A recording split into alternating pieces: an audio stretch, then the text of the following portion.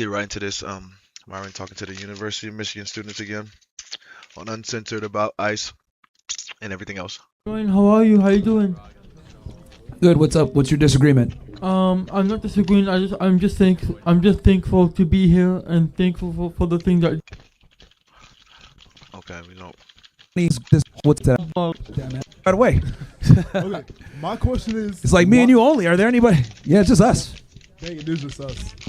Okay, my question is, why do you tell men that they should sleep with 50 women before settling down, even though that shows that it reports lower long-term marital satisfaction and it weakens your ability to pair bond if you sleep with 50 women? Yeah, that's a fantastic question. So that is a part of a 5-part thing that I say. So I think for men, right, in today's day and age, number one, I don't think marriage is set up for men to win. I think it's a losing deal for a majority of men, unfortunately. So if guys do want to get married, I always say you should have 5 things in place. 1, make 6 figures per year, at least, so that you can actually have a family. Number 2, have 6 months to 1 year of savings. Number 3, be in shape. Number 4, be 35 years old. Actually, a new study just came out saying men that are 35 and older when they get married have longer lasting marriages. Recently just came out. And then the 5th one is 50 women. Now, the reason why I tell guys to have 50 women isn't so that you could be a whore and just run around. It's so that you can kind of knock the luster off of females. The problem is that a lot of guys pedestalize women and sexuality from women, and they'll do stupid shit to get said sexuality. So I just want guys to be in a position where sex isn't novel to them, where they're doing stupid stuff and going, jumping through hoops to get it. Because a lot of guys will simp and put themselves in extremely compromising situations and be with women that have glaring red flags and overlook these red flags because of their dick. So I just don't want guys to be controlled by their dick. And typically, the more women that you've dealt with, the more you're able to notice red flags, the more you're able to not pedestalize them, the more you're able to understand how they really move. And that's... Boom, which is the whole 50 women. It's pretty easy. It's pretty like... If you have a brain, it's pretty easy to know what he's talking about. I hate when niggas ask this dumbass question. Really what it comes down to. So I just want guys to go in to a marriage, if they do decide to do it, from a position where your wife can't tell you some dumb shit like go take out the trash or else you're not going to get any sex. And then your dumbass like, okay, I will. Like you need to get into a point where you have the wherewithal to know how to deal with her properly. And I would say if you have those 5 things in place, 100K per year, if not more, 6 months to 1 year of savings, be in shape, perfect. 35 years old, 50 women, you're going to be a higher level guy where a lot of women will submit to you, because women can only submit to men that they feel are superior to them. Now, this is an ugly truth that none of them want to admit, right? And obviously academia will never want you guys to hear this because it's considered misogynistic and fucked up. But these are the ugly realities about female nature and the mating practice. It's just that we've modernized so much that we don't like to tell these ugly truths because we want women to not feel bad. But this is the truth. Your answer makes a lot more sense than I thought it was going to make. I also want to know, why are you anti-monogamy? It's not that I'm anti-monogamy. It's not about, about this. I'm anti-men not making choices. So there we go. It's just all about being able to make the choice. Most guys are monogamous by choice. Now, let's say you're a religious guy, you figured out women, you got your money together, whatever, and you say, you know what, I'm with this woman, I want to be monogamous to her. This is my choice. Fine, I'm cool with that. My problem is when guys come in, happy wife, happy life, I'm here with the old ball and chain, like, yeah, I got to do what she says, she's the boss. Like, that's a bunch of faggotry. Like, anyone that does that shit is literally a cuck. It should always be your woman follows you, you call things, and you always reserve the right to, if you want to get other chicks, you can. Now, if guys want to be monogamous, cool, that's fine. But here's the ugliest thing that most people will not tell you about women. Women only respect men that can replace them. It's always been that way. They find men attractive that have status and have other women. Man, we're here on the college campus, right? Who gets all the bitches, guys? The athletes and the frat boys, probably, right? Fucking trannies. Well, what the fuck? No, why would you be getting bitches? I thought you was, huh? You guys get the dudes, maybe, the weirdos in the alley somewhere. But I would say like the heterosexual men that get all the women are athletes and the frat guys. And the reason why is because they have status on campus and other women want them. Here's another controversial take. Women are stupid, okay? And they can't make their own mating decisions. And I'll explain what I mean by this. And this kind of answers this question too from before when I talk about women making their decisions. When women make mating selections, it's heavily based on other factors that don't have to do with what she actually thinks. I'll explain. If a guy walks into a room by himself, okay, it's a dude. If a dude walks into a room with one girl, oh, he has a girlfriend. If a dude walks in with 2 girls, 3 girls, etc., now I want to get to know this guy. What's going on here? What's the story? And the fact that he has these women around him is what's called pre-selection and increases his status. Now, he's going to be more attractive to that woman because she sees other women there. Now, here's the difference. Men, we're not like that. If we see a hot bitch or even an ugly bitch, right, we don't need to ask our friend, hey, do you think she's hot? No, some of you guys might take the fat bitch, the whale, and go out the back door and not let anybody see you. But women don't operate that way. For them, they need social proof that you're worthy. So their sexual decisions and their mating decisions are heavily influenced by society. Meanwhile, for us, we don't need that. If we like the girl, we like the girl. So that's another thing to play and why it's so important for guys to understand this stuff. Okay, you said women are stupid. Do you not think that that's kind of a reach? Like a little No, that's a fact. bit of a reach? Or That's a fact. do you actually think that all women Fucking retarded. are stupid? Or are you saying most women are stupid? Like, A majority of women are retarded. Okay. You think a majority of men are not retarded or Same.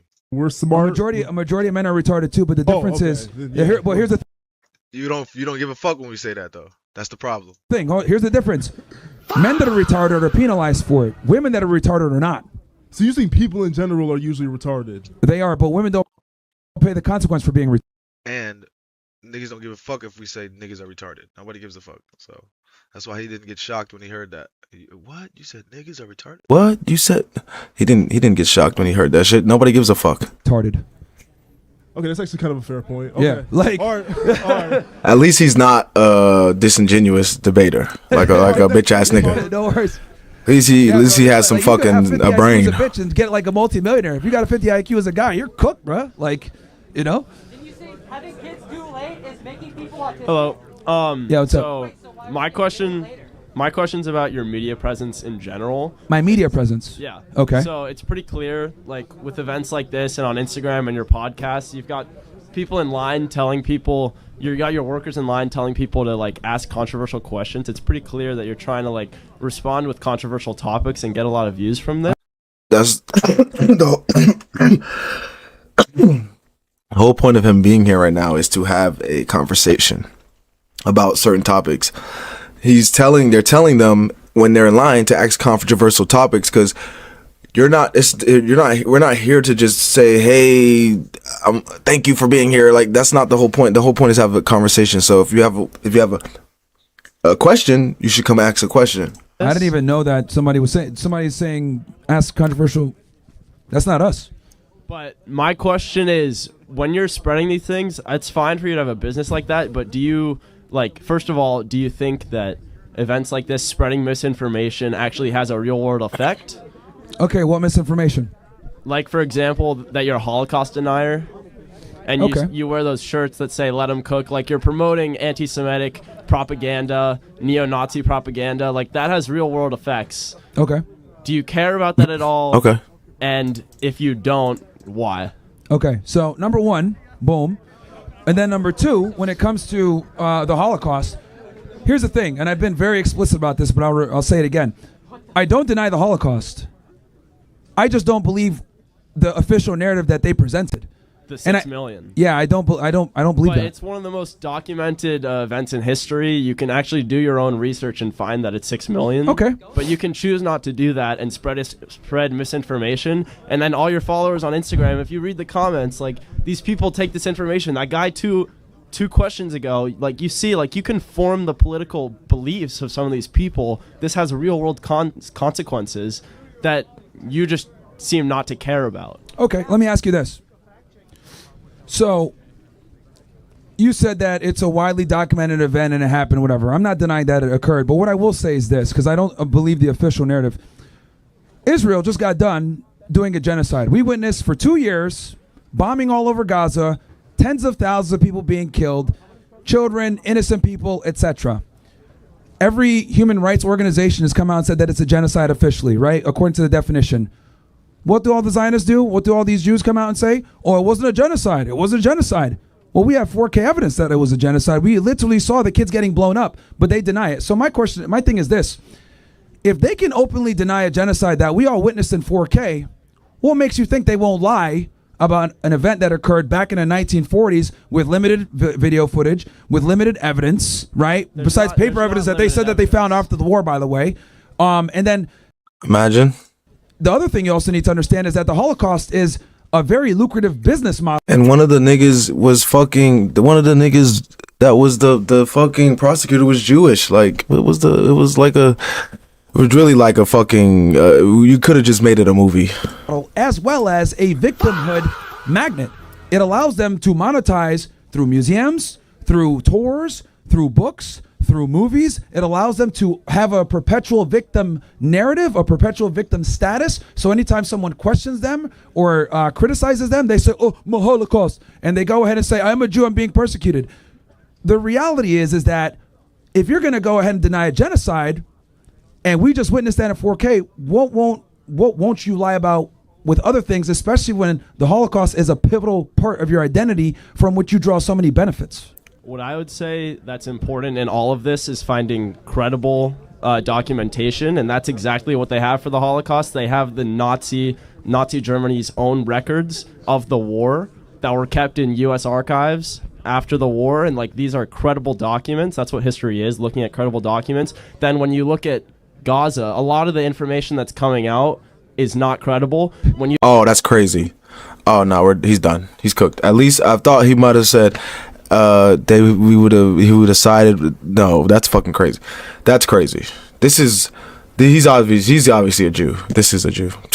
He's a fucking Jew. There's no way he's lying like this. You look at a lot of There's no fucking way he's just fucking cooked out when like this. You look at a lot of the reports from like there's UN agencies. Let me say this. Can I finish real quick? If you can, and that's fine. If you could go ahead and deny the Gaza genocide, well, I'm going to deny the 6 million figure, and we can both go ahead and have our But disagreements. I'm saying there's real reason to deny the Gaza genocide, and it's much more popular. Are you Jewish? I am Jewish. Yeah, that makes sense.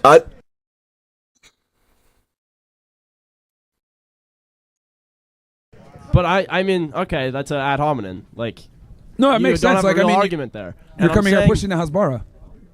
What I'm saying is that there's information coming out of Gaza that's biased and propaganda for Hamas, and you can choose to believe that, but there's real unbiased evidence for the Holocaust that you choose to deny, and that forms these the political organizations beliefs that of identify people, as and a this genocide actually are not matters. Hamas. Anti-Semitism is on the rise in the U.S., and you play a part in that.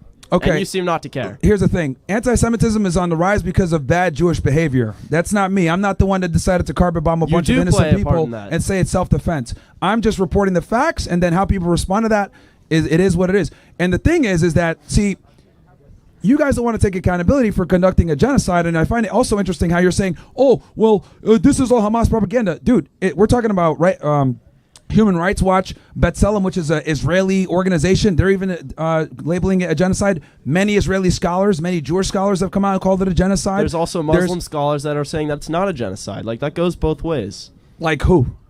I don't have them off the top of my Exactly. head. Like, dude, and fucking lies. I'm trying to tell you, these fucking motherfuckers just be lying. Shit. the other thing is we have genocide experts that are coming out and saying that this is a genocide. So my thing is Something wrong with them bitch ass niggas. Can I say something in response to that? Yeah, go ahead.